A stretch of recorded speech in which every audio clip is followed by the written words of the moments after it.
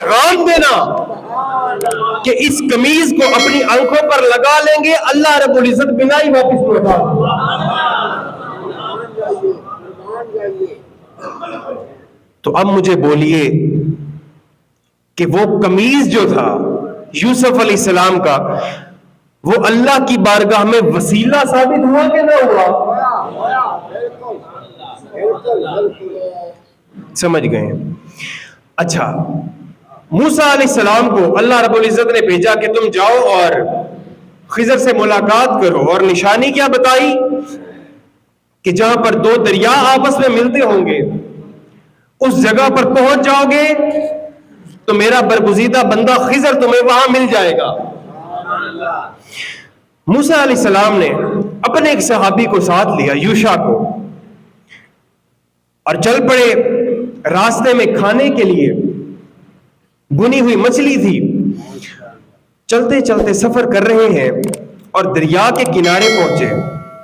وہاں رک کر موسیٰ علیہ السلام نے کوئی تازہ وضو فرمایا تو اس دریا کے پانی کے چند چھینٹے اس مچھلی پر گر پڑے، مچھلی پر پانی کے چھینٹے گر گئے، اور وہ مچھلی اللہ کے حکم سے زندہ ہو کر پانی میں چلی گئی۔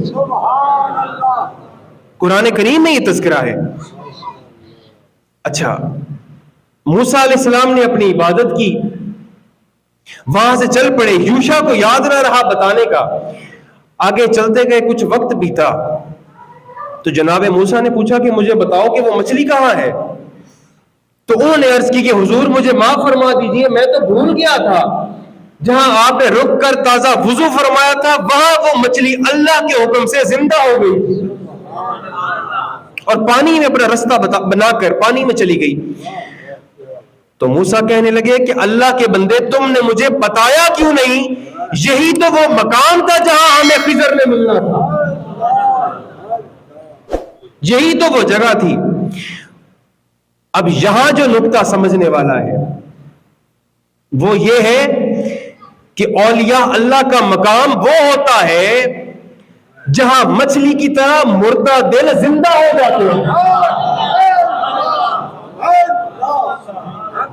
جیسے وہ، میری بات کو سمجھے، جیسے وہ مچھلی زندہ ہو کر پانی میں سرنگ بنا کر چلی گئی تھی، تو اولیاء اللہ کا در وہ در ہوتا ہے جہاں پر لوگوں کے مردہ دل زندہ ہو جاتا ہے۔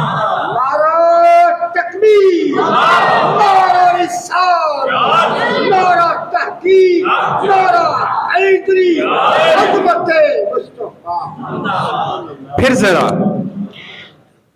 وہاں واپس پہنچے، جناب خضر سے ملاقات ہوئی، گزارش کی کہ ہم چاہتے ہیں کہ ہمارا آج کا سارا دن آپ کے ساتھ گزرے۔ جناب خضر نے فرمایا میری ایک شرط ہے، اگر آپ وہ مان لیتے ہیں تو میں آپ کے ساتھ چلنے کے لیے تیار ہوں۔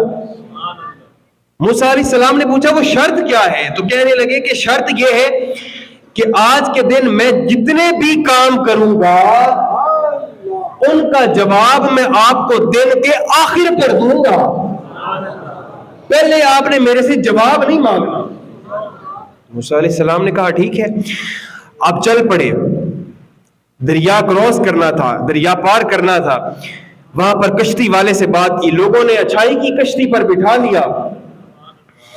اب خضر علیہ السلام بھی سوار ہیں، وہ کشتی بان بھی سوار ہے، موسیٰ علیہ السلام بھی، اور ان کے ساتھی جناب یوشع بھی کشتی پر سوار ہے۔ تھوڑا سفر کیا تو انہوں نے، خضر علیہ السلام نے کیا کیا؟ اس کشتی کو توڑ دیا، کشتی کو توڑ دیا جس کشتی میں سوار تھے۔ توجہ ہے، کشتی کو توڑ دیا۔ موسیٰ علیہ السلام نے کہا اللہ کے بندے تمہیں خیر ہے، ایک تو ان لوگوں نے ہمارے ساتھ اچھائی کی ہے اور تم نے پکڑ کر ان کی کشتی توڑ دی ہے۔ تو خضر نے کہا کہ موسیٰ، ہماری ملاقات کے شروع میں نے آپ سے کیا کہا تھا کہ ہر بات کا جواب آپ کو دن کے آخر میں دوں گا، تو آپ میرے سے ابھی کیوں پوچھ رہے ہیں؟ جناب موسیٰ خاموش ہو گئے۔ آگے گئے، بچے کھیل رہے تھے، بچوں میں سے ایک بچے کو پکڑا، گردن مروڑی اور اس کو قتل کر دیا۔ خضر علیہ السلام نے بچے کی گردن کو پکڑا، مروڑ کر اسے قتل کر دیا۔ موسیٰ علیہ السلام پھر سے حیران، بھائی یہ تم نے کیا کیا ہے؟ خضر علیہ السلام نے فرمایا میں نے آپ سے کیا کہا تھا کہ میں آپ کو جواب آخر میں دوں گا، ابھی آپ میرے ساتھ چلتے رہیے۔ آگے گئے، علاقے والوں سے کچھ کھانے پینے کا سامان طلب کیا، کسی نے کوئی مدد نہیں کی۔ وہاں سے واپس پلٹتے ہیں کہ دیکھا کہ ایک دیوار ہے جو گرنے والی ہے، کچی دیوار۔ اس کچی دیوار کو خضر علیہ السلام نے اس کی مرمت کرنا شروع کر دی، دیوار کی مرمت شروع کر دی۔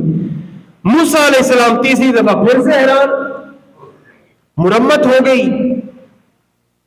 موسیٰ علیہ السلام کہنے لگے کہ خضر اب تو دن کا آخری وقت آ چکا ہے، تو اب مجھے بتا دیجئے کہ آپ کے ان سارے اعمال میں حکمت کیا پوشیدہ ہے؟ آپ نے یہ جتنے بھی کام کیے ہیں یہ کس وجہ سے کیے ہیں؟ تو خضر علیہ السلام نے کہا کہ پہلا جو میں نے کشتی کو توڑا تھا وہ اس وجہ سے توڑا تھا کہ میں دیکھتا تھا کہ دور ایک بادشاہ، ظالم بادشاہ، وہ کھڑا ہو کر جو صحیح سلامت خوبصورت کشتی آتی تھی اس کو لوٹ رہا تھا، اور میں نے اللہ کے حکم سے اپنی آنکھوں سے دیکھا تو میرے دل میں اس شخص کے لیے رحم آ گیا، اور میں نے سوچا کہ اگر میں یہ کام کرتا ہوں تو بادشاہ اس سے اس کی کشتی نہیں لے گا، جس کی وجہ سے اللہ کے امر کے مطابق میں نے اس کی مدد کی اور اللہ نے ہمیں اس ظالم سے محفوظ رکھا۔ اچھا، پہلا کام مکمل ہوا۔ دوسرا کام موسیٰ علیہ السلام نے پوچھا کہ یہ جو آپ نے بچے کی گردن کو مروڑا تھا یہ کیوں مروڑا؟ تو کہنے لگے کہ اللہ نے جتنا مجھے علم عطا فرمایا ہے، اب یہ بات بھی یہاں غور طلب ہے کہ اللہ رب العزت نے اگر خضر علیہ السلام کو اتنا علم عطا فرمایا تھا کہ غیب کا علم جانتے تھے، تو غیب کے علم میرے اور آپ کے آقا دو جہاں کا کیا عالم ہوگا؟ لوگ آج میں حیران ہوتا ہوں تبصرے کرتے ہیں کہ معاذ اللہ رسول کو تو دیوار کے پار کا کچھ نہیں پتا۔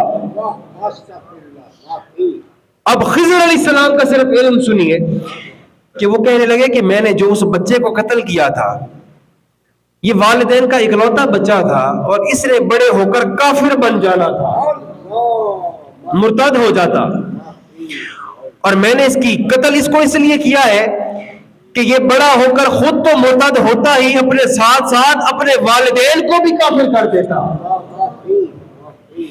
جس کی وجہ سے میں نے اس بچے کو قتل کر دیا۔ اچھا، 2 سوال مکمل ہوئے۔ تیسرا سوال